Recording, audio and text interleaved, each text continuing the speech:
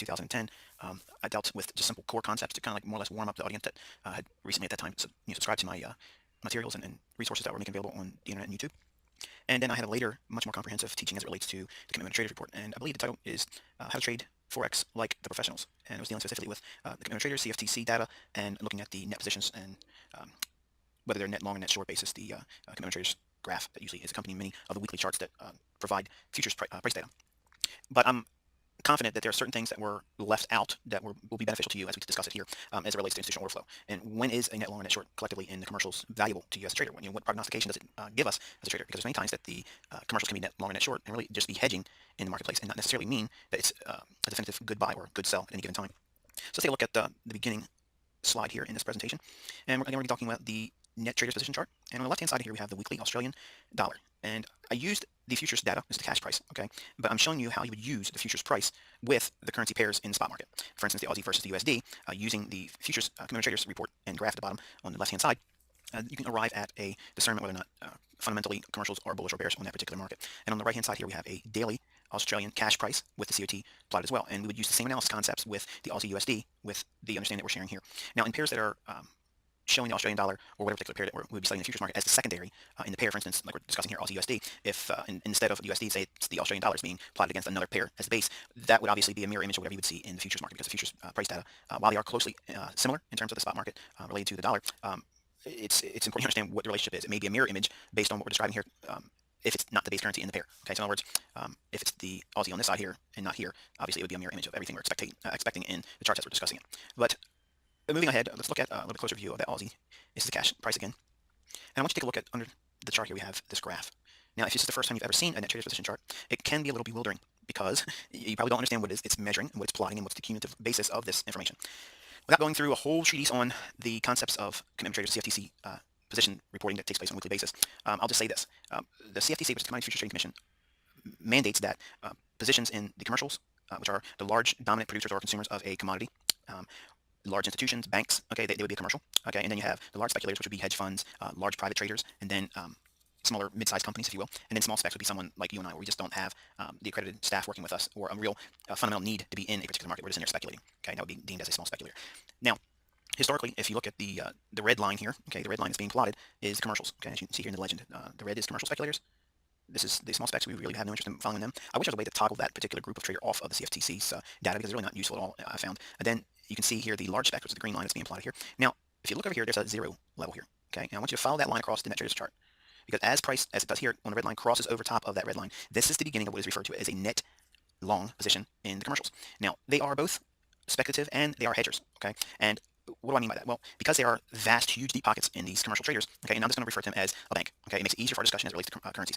The banks are the red line here, okay? If they are above the zero line, as we just indicated, they are net long, or they have collectively over their entire speculative interest in the Australian dollar, they are more net long or bullish than they are net short or bearish, okay? So in other words, if there's a, make it easy, they have essentially about 100,000 contracts long here on the Australian dollar. In other words, they may have 300 1,000 contracts in interest in terms of the Australian dollar, okay? But net long basis, they have more, they have 100,000 more longs than they do of another side. I guess that wasn't a good indication of or example. It's not 300,000 interest they would have. It would be something like, say they had 150,000 contracts, okay, of open interest in that particular currency.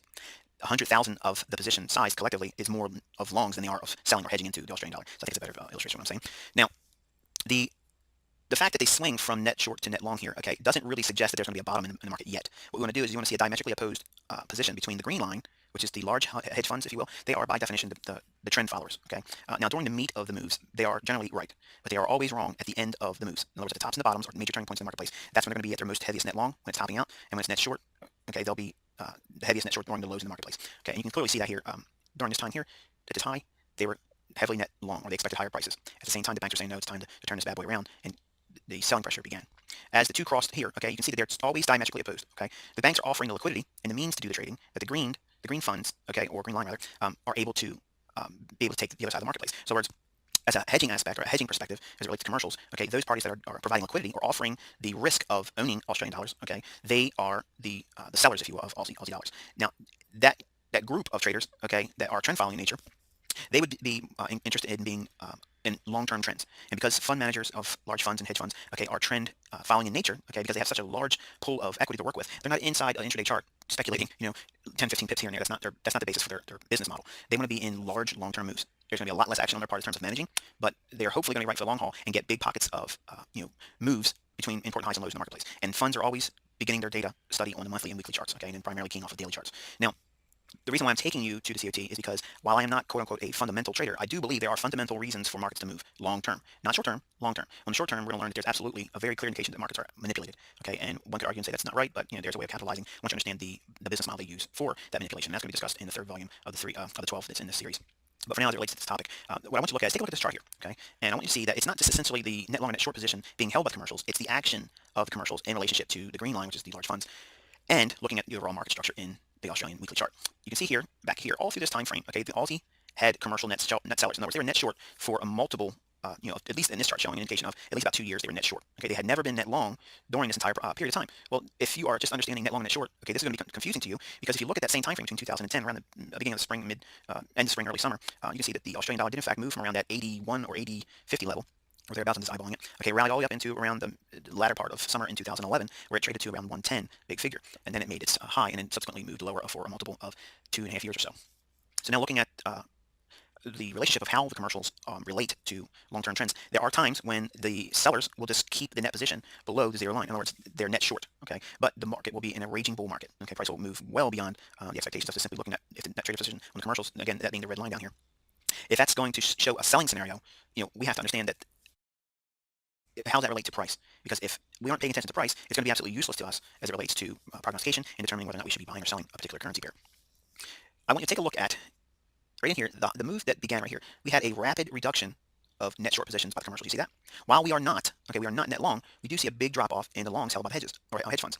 So we have these commercials widening the interest in the long side and lessening their interest in the short side, and that is going to be indicated by a reduction, a rapid reduction, which is key, of their net short position. Because of their net short position being rapidly reduced there, okay, there are reasons to believe if, in fact, price was at a level of important support, a institutional order block that would be bullish, okay, or if they had moved back to an area where we will talk later on about mitigation in terms of where the beginning points of market structure shifts takes place, okay, and how to identify and quantify whether those things are true in price action. If we see those things line up with a rapid reduction of net shorts by the commercials and it's qualified with a rapid reduction of net longs by the large traders or large specs, that is the same thing by definition in ICT camp of a net long position, okay, because they're wildly bullish compared to the heavy net short position they were holding down here, okay. Fundamentally, they know something's going on here that makes them lessen their short position, because they were heavily short here. If you go straight up, that was here. Okay, price comes down, and they really rapidly cover their shorts there. Why would they do that? Because they fundamentally believe, okay, and they have more trained accredited staff that are closely attuned to quote-unquote supply and demand factors that govern price action. They believe that prices are going to be undervalued here. If that's the only indication that would cause that. Otherwise, they would maintain that short position or increase the net long, short positions and just therefore heavily sell into it. But you can see while we did have a rapid reduction there, price acted the same thing you would expect as if we were in a long net long position here, as we have commercials above this net zero line here, and we have a very nice tradable rally here. Now, you can see again all through here we have that same understanding of what we would anticipate, okay, the commercials to be doing if they're trading at a level of key support and resistance. Now, key support and resistance comes in the way of horizontal support and resistance. We do not look at diagonal trend line support and resistance. It doesn't mean anything to us because price does not respect diagonal lines. Price respects clear turning points based on specific price levels that are easily discerned based on horizontal lines. Okay, if you look at just the many times that using the grid that's accompanying this chart, if you follow that across the chart to specific handles here, like the 96 big figure, okay, that particular level was very sensitive. You can see a couple periods where price did in fact find support and resistance around that level. The 94 big figure in this chart as well had very clear support and resistance evidence there. And again, we understand that would only happen if there was a real fundamental, quote unquote, okay, basis for those turning points. Now, there's so many ways to ascertain, fundamental data. I'm not going to go into that and try to even make a point that I know how to use it, because I've openly discussed how I do not sift through fundamental reports. I do not follow all of the the resources that are made available for fundamentals because I don't believe you can adequately keep up with all of it. But there are certain means of keying off of specific reports, because central banks do get sensitive to one or two at most, but mostly one market driver, okay, for a period of time, and when that goes out of favor. For instance, it could be well, we're always interested in employment numbers, okay, but it might be the CPI, it might be something one of many of the core market drivers and reports and data that release on a monthly basis. Whatever one's in flavor right now, okay, that's the one everyone's going to be hawking and making sure their data is in line with expectation. But even then, just because it may be a good number, fundamentally, the price action may be doing something completely and utterly opposite. Okay, so I don't look at market data releases and market drivers like that as a means of knowing what direction it's going to do. I look at those report time releases as just injections of volatility when to anticipate number one, manipulation, okay, and then two, opportunity. So let's pull back to what we're talking about here and keep everything germane with COT. If we understand that if there is a rapid reduction in net shorts, or if there's a large net long position, in other words, above the zero line, okay, by the red line, they fundamentally believe that there is an underlying bullishness to that particular market. Now, this doesn't just work in currencies; it works on agricultural markets like corn and soybeans and all that. If you're a futures trader, it works in meats like trading cattle and hogs. It works in gold and silver, palladium and platinum, copper. It works in the oil market, obviously. It works in the treasury market and debt instruments as well. It's not limited to just this, and it also works in index futures as well. Now, if we understand that the sheer evidence of rapid reduction or increase, okay, of a position by the commercials, and it's also seen with the contrary side of the market being the green line, in other words, whatever the red line's doing on a weekly basis, we take a look at it. Okay, if you're only watching one pair, okay, it's very easy to keep up with this. But if you're watching a dozen pairs, so you still do it because you're looking at a rather large macro perspective. And generally, the macro perspective will have a similarity amongst all of the closely related pairs. For instance, currencies. Generally, they should all be moving against the dollar, mirror image. But sometimes there are pairs or currencies that buck the trend, okay, and there may be a really stellar underlying strength in a particular country, and it may not drop when all the others are trading lower against the dollar. Okay, it's there's instances create all different types of scenarios that are outside the scope of this discussion here. But when we do have a clear indication of net long, net short between the two camps, that's what classically has been defined as a buy or sell scenario. And the first person to bring that to light was the in the trading universe, where as it relates to retail trading, was back in the 70s with Larry Williams, where that's who I learned it from. He was the one that made COT data widely popular through the 70s and 80s and 90s, and still to this day. The the notion of, again, just simply looking at the net long net short position is not enough. Okay, when we look at the commitment traders report graph at the bottom of the weekly chart, okay, it's important to understand that if we take that into account with order blocks, okay, that we learned in the ICT Scout Sniper training series, and the further amplification of that with the higher time frame order blocks seen in my Precision Trading Concepts series. If we blend the concepts of like the order block here, okay, and we have a price decline prior to the move here, so we know that if we get back down to this particular level here around 190, I always add in one, I don't know why I do that, but the 92 handle, okay, when we get into this region here, we would anticipate something quote unquote fundamentally bullish about it. Well, what you know what, the commercials are net long. This is the heaviest net long position they had for multiple years here, okay, much more than we were here, okay. Same thing here, we were net long. By itself, it means absolutely nothing, but with a net short position on the funds, okay, we have a diametrically opposed tug of war between the two. Okay, the red line, think of the banks. They are going to put a stop to this market going lower. In fact, it's more true when you see the bullish order block that we have here, the down candle prior to this rapid, rally higher. When we trade right down to this area here, boom, there you go. There's your long position, begging you to get in there and start looking for longs between the 96 to 98 big figure. In between that little area, now obviously you can take these down to smaller time frames and refine that, which we'll do. Okay, we'll do that. But for now, I want you to look at just understanding how what we look at price in terms of support resistance, the notion of order blocks and market structure as a whole. We have a price decline here. Okay, a rather sharp price decline. The bullish candle prior to this move lower. We understand that the smart money sells into bullish moves higher, and they buy into driving pricing lower. Okay, in other words, when price is dropping, that's when they're doing their buying, because their sheer volume requires them to accumulate long positions as the market's going the opposite direction. If you can't imagine how hard it is, okay, without having done it with a large account. Everyone thinks we're just going to make multiples of the same type of thing on a smaller scale. That's not always the case. I mean, you're going to have to be a little bit more nimble with your pricing and getting in and get out. And if you're trading large size, you're going to absolutely need price moving out the direction. So in this case here, as price moves higher here, blowing out this high here, okay, price drops down. We know that in here, we know that the smart money was selling. Why? Because look how fast it moved away from it. No one in the retail world is going to cause the futures market to drop like this, or the spot market to drop like this. Okay, only there's the large deep pockets of traders that have a lot more money than you and I collectively are going to cause this price action. Okay, the bottom of that candle, the low on that bullish candle prior, draw that out in time. This is where we return back to that bullish order block. So the orders that took the market up here, that we were selling into, we had a revisit of that same price point, and that would be sensitive as well. And when you know it, the commercials are net short. Look how net short they are. Okay, and you can actually see the ebb and flow between the commercial relationship and price action in this example. Now I'm using the Australian dollar simply because everyone knows that my pet pairs are fiber and cable, which is the Euro USD and British pound USD pairs in the foreign exchange market. But I do occasionally trade other pairs, and I really want to not just sell you the idea that it works in my two favorite pairs, but it works in all the currencies. Okay, we have a small trading range in here, okay, of about 400 pips or so.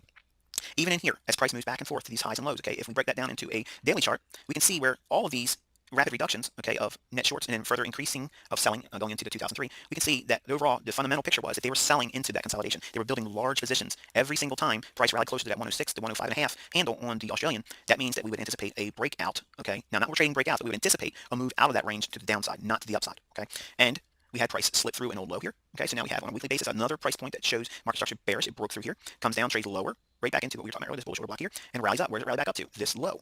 Well, the longs that took price up here, if they were holding through this period of time, and yes, there are funds that do that, they would have to unwind their long positions as we traded back here as a trader's remorse scenario. In other words, they're remorseful for the longs. They've had to sit through all this pain. Now, when it comes back up to that price point, okay, they had to mitigate those losses. And we're going to teach more about that in another video in the series. But for now, we can see clearly that there is an opportunity for weakness to come underway. Okay, and look what happens: a rapid reduction of net longs by the commercials. While they are net long still, look at the drastic drop in that red line as we rallied up. They undone a lot of the long positions they held here, right here. They unwound them. Okay, and you can see clearly that was the indication in this chart as well.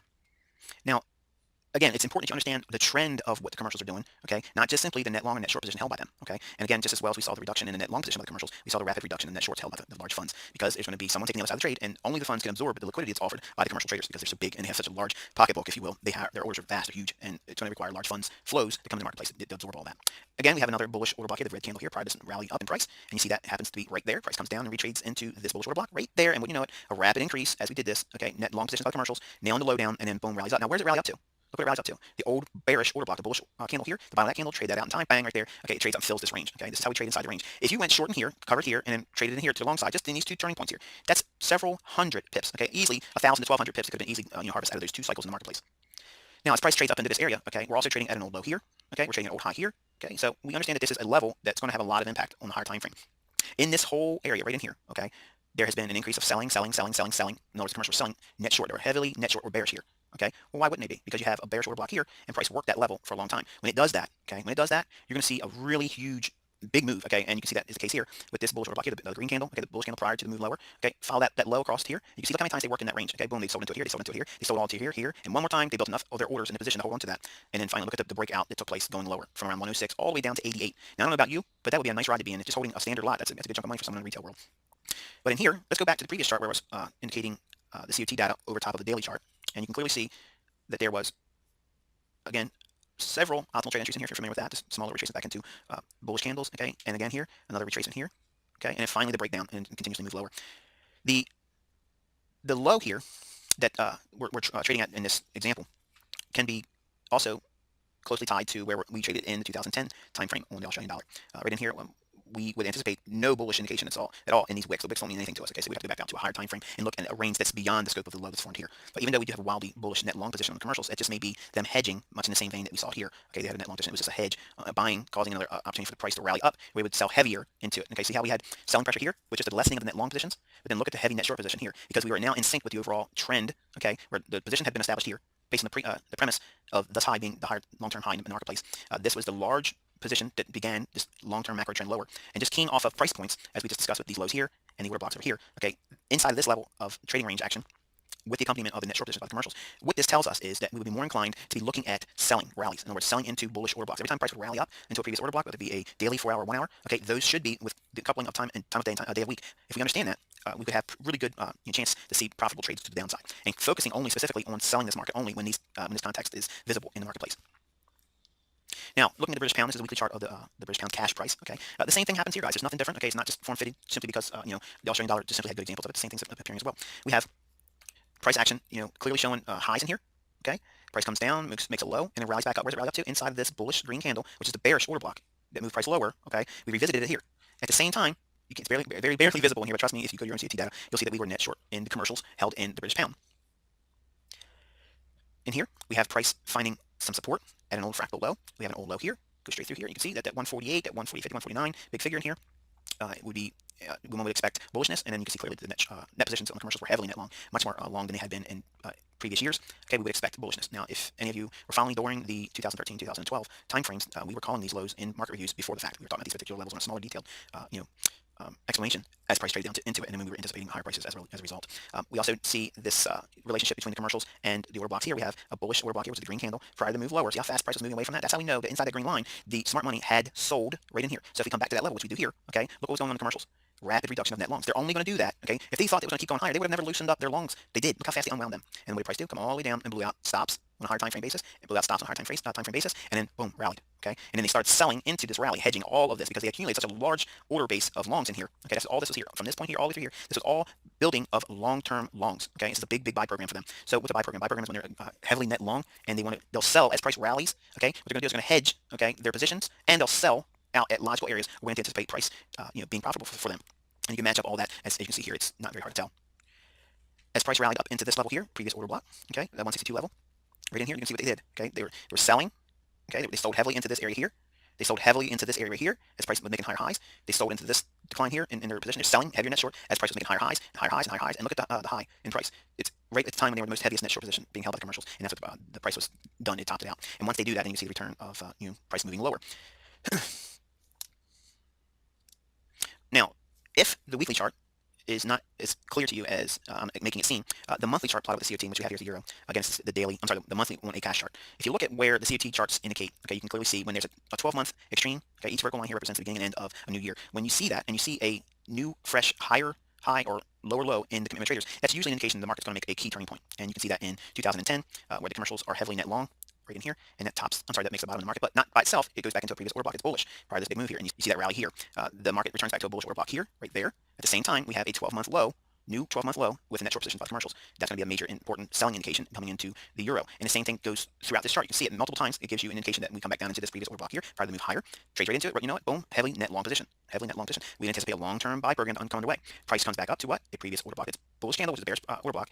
Right when the commercials are net sellers. Okay, and I'll leave the overall study of each individual pair to you using this concept, but it gives you a really wonderful way of blending the two of order blocks and institutional